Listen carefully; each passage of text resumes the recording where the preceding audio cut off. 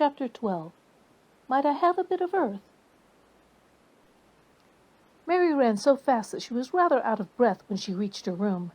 Her hair was ruffled on her forehead, and her cheeks were bright pink. Her dinner was waiting on the table, and Martha was waiting near it. "That's a bit late," she said. "Where's the bin?" "I've seen Dickon," said Mary. "I've seen Dickon." "I knew he'd come," said Martha exultantly. "How does thee like him?" I think he's beautiful," said Mary in a determined voice. Martha looked rather taken aback, but she looked pleased too. "Well," she said, "he's the best lad as ever was born, but us never thought he was handsome. His nose turns up too much." "I like it to turn up," said Mary. "And his eyes is so round," said Martha, a trifle doubtful. "Though they're a nice colour." "I like them round," said Mary, "and they are exactly the colour of the sky over the moor." Martha beamed with satisfaction. "Mother says he makes them that colour with always looking up at the birds and the clouds. But he has got a big mouth, hasn't he now?" "I love his big mouth," said Mary obstinately. "I wish mine were just like it." Martha chuckled delightedly. "It'd look rare and funny and nice bit of a face," she said. "But I knowed it would be that way when they saw him. How did they like the seeds and the garden tools?" "How did you know he brought them?" asked Mary. "I never thought of him not bringing 'em. He'd be sure to bring 'em if they was in Yorkshire. He's such a trusty lad." Mary was afraid that she might begin to ask difficult questions, but she did not. She was very much interested in seeds and gardening tools, and there was only one moment when Mary was frightened. This was when she began to ask where the flowers were to be planted. "Who did they ask about it?" she inquired. "I haven't asked anybody yet," said Mary, hesitating. "Well, I wouldn't ask the head gardener. He's too grand, Mr. Roach is." "I've never seen him," said Mary. "I've only seen other gardeners and Ben Weatherstaff." "If I was you, I'd ask Ben Weatherstaff," advised Martha. "He's not half as bad as he looks, for all he's so crabbed. Mr. Craven lets him do what he likes because he was here when Mrs. Craven was alive, and he used to make her laugh. She liked him. Perhaps he'd find you a corner somewhere out of the way." "If it was out of the way and no one wanted it, no one could mind my having it, could they?" Mary said anxiously. "There wouldn't be no reason," answered Martha. "You wouldn't do no harm." Mary ate her dinner as quickly as she could, and when she rose from the table she was going to run to her room and put on her hat again, but Martha stopped her. "I've got something to tell you," she said. "I thought I'd let you eat your dinner first. Mr. Craven came back this morning, and I think he wants to see you." Mary turned quite pale. "Oh," she said. "Why? Why? He didn't want to see me when I came. I heard Pitcher say he didn't." "Well," explained Martha, "Mrs. Medlock says it's because her mother. She was walking to Thwaite village and she met him. She'd never spoke to him before, but Mrs. Craven had been to her cottage 2 or 3 times. He'd forgot, but mother hadn't, and she made bold to stop him. I don't know what she said to him about you, but she said something as to put him in the mind to see you before he goes away again tomorrow." "Oh," cried Mary, "is he going away tomorrow?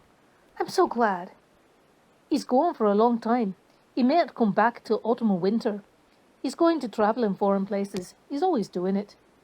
"Oh, I'm so glad, said Mary thankfully.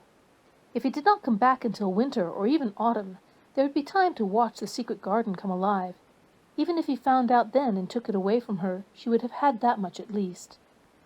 "When do you think he'll want to see—" She did not finish the sentence because the door opened and Mrs. Medlock walked in. She had on her best black dress and cap, and her collar was fastened with a large brooch with a picture of a man's face on it. It was a coloured photograph of Mr. Medlock, who had died years ago, and she always wore it when she was dressed up. She looked nervous and excited.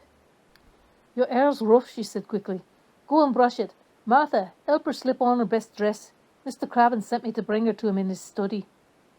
All the pink left Mary's cheeks. Her heart began to thump, and she felt herself changing into a stiff, plain, silent child again. She did not even answer Mrs. Medlock, but turned and walked into her bedroom, followed by Martha. She said nothing while her dress was changed and her hair was brushed, and after she was quite tidy, she followed Mrs. Medlock down the corridors in silence. What was there for her to say? She was obliged to go and see Mr. Craven, and he would not like her, and she would not like him. She knew what he would think of her. She was taken to a part of the house she had not been into before. At last Mrs. Medlock knocked at a door, and when someone said, "Come in," they entered the room together. A man was sitting in an armchair before the fire, and Mrs. Medlock spoke to him. "This is Miss Mary, sir," she said. "You can go and leave her here. I will ring for you when I want you to take her away," said Mr. Craven. When she went out and closed the door, Mary could only stand waiting, a plain little thing, twisting her thin hands together. She could see that the man in the chair was not so much a hunchback as a man with high, rather crooked shoulders, and he had black hair streaked with white. He turned his head over his shoulder and spoke to her. "Come here," he said. Mary went to him. He was not ugly. His face would have been handsome if it had not been so miserable. He looked as if the sight of her worried and fretted him, and as if he did not know what in the world to do with her. "Are you well?" he asked. "Yes," answered Mary. "Do they take good care of you?" "Yes." He rubbed his forehead fretfully as he looked her over. "You are very thin," he said. "I am getting fatter," Mary answered in what she knew was her stiffest way. What an unhappy face he had! His black eyes seemed as if they scarcely saw her, as if they were seeing someone else, and he could hardly keep his thoughts upon her. "I forgot you," he said. "How could I remember you? I intended to send you a governess or a nurse or someone of that sort, but I forgot." "Please," began Mary. "Please." And then the lump in her throat choked her. "What do you want to say?" he inquired. I am too big for a nurse," said Mary. "And please don't make me have a governess yet." He rubbed his forehead again and stared at her. "That was what the Sowerby woman said," he muttered absent-mindedly. Then Mary gathered a scrap of courage. Is she Martha's mother?" she stammered. "Yes, I think so," he replied. "She knows about children," said Mary. "She has 12. She knows."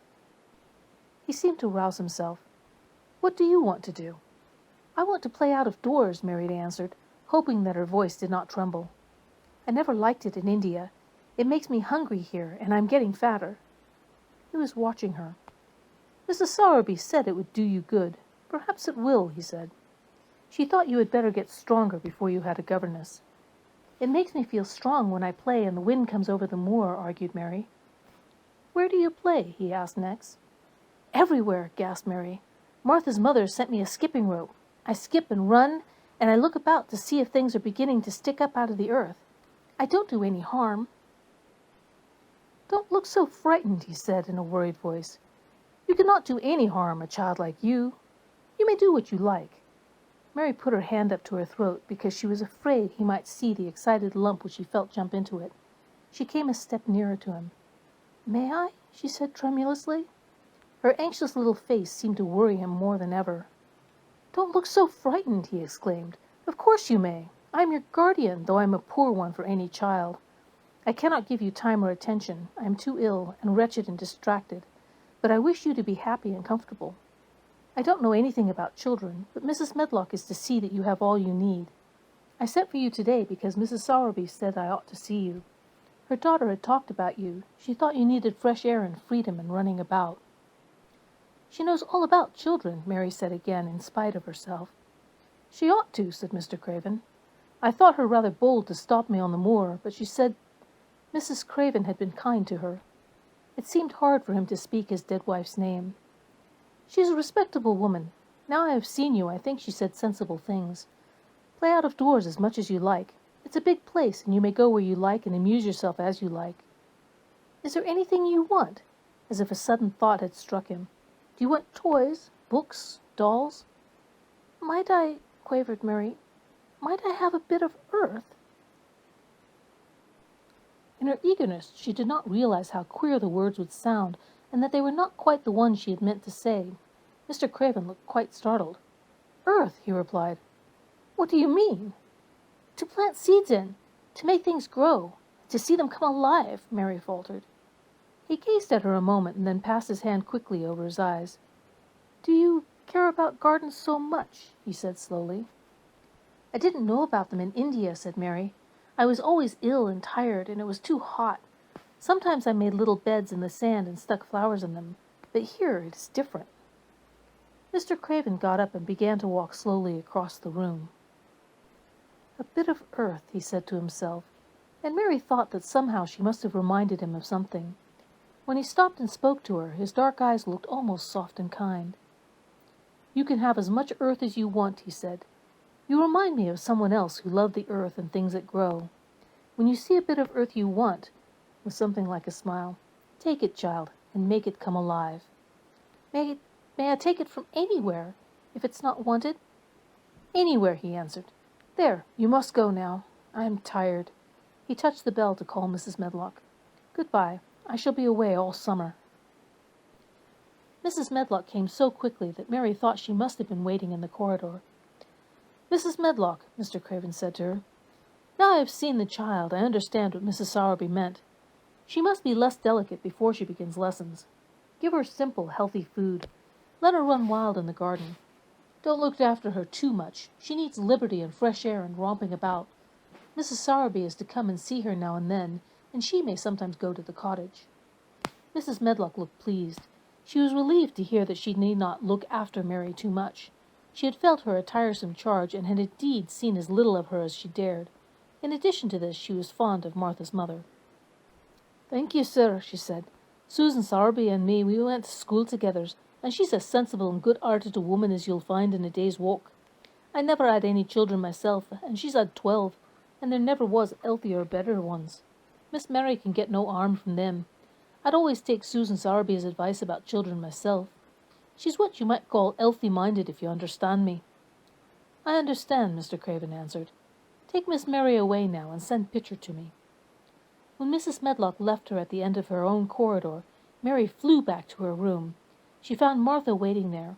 Martha had, in fact, hurried back after she had removed the dinner service. I can have my garden, cried Mary. I may have it where I like. I'm not going to have a governess for a long time. Your mother is coming to see me, and I may go to your cottage. He says a little girl like me could not do any harm, and I might do what I like. Anywhere. Said Martha delightedly. That was nice of him, wasn't it? Martha, said Mary solemnly, he is really a nice man, only his face is so miserable and his forehead is all drawn together. She ran as quickly as she could to the garden. She had been away so much longer than she had thought she should, and she knew Dickon would have set out early on his 5-mile walk. When she slipped through the garden door under the ivy, she saw he was not working where she had left him. The gardening tools were laid together under a tree.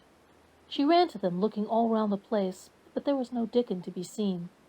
He had gone away, and the secret garden was empty, except for the robin who had just flown across the wall and sat on a standard rosebush watching her. He's gone, she said woefully. Oh, was he only a wood fairy? Something white fastened to the standard rosebush caught her eye. It was a piece of paper. In fact, it was a piece of the letter she had printed for Martha to send to Dickon. It was fastened on the bush with a long thorn, and in a minute she knew Dickon had left it there.